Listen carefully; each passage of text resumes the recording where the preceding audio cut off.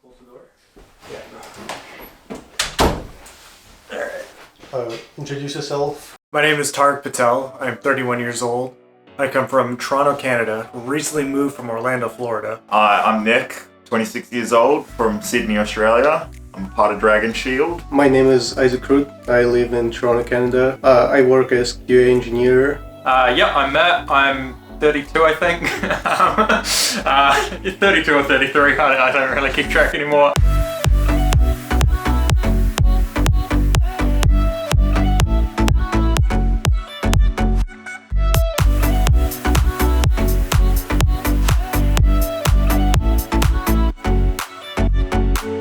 Welcome to the Team Dragon Shield testing house for Worlds 2022. Worlds is kind of the pinnacle tournament for any kind of card game, right? When you think back at different games in general, it's always the greatest honor to be the world champion. So for me, just like most of my teammates, the goal is to win, but I'd be happy if any of our teammates do well in top 8 or win themselves.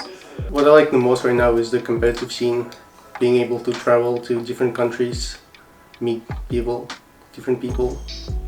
It's an opportunity to be able to compete in the biggest Flesh and Blood tournament up to this day, and my goal is to win the whole thing.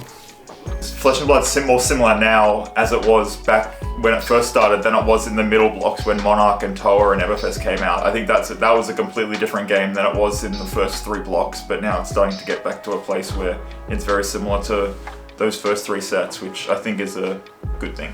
Yeah, the game has gone through, kind of a lot of ups and downs, or just, I guess, different directions. Not so much up and down, but just all over the place a little bit. I feel like they've stretched it to try different things a lot, and then kind of come back to what, to the game that they spent 7 years working on, basically.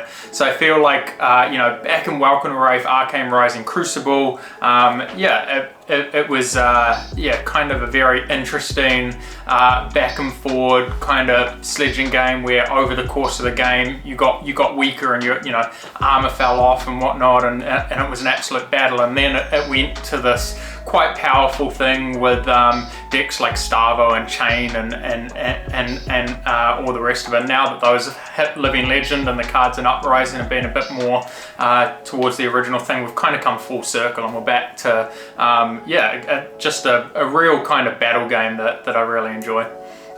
My favorite aspect of the game is how there is like a preparation aspect. Much like chess, there's a lot of planning and preparing that go into every event and every strategy.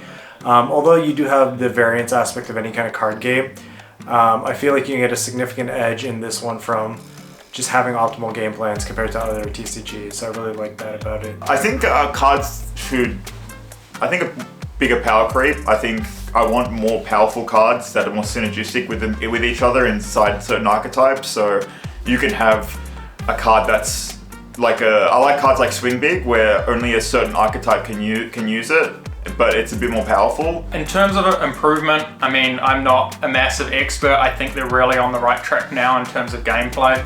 I'm enjoying the game a lot more. We just hang out, like it's just a great community. I think that's absolutely the strength of this game, and a big part of what's carrying it through.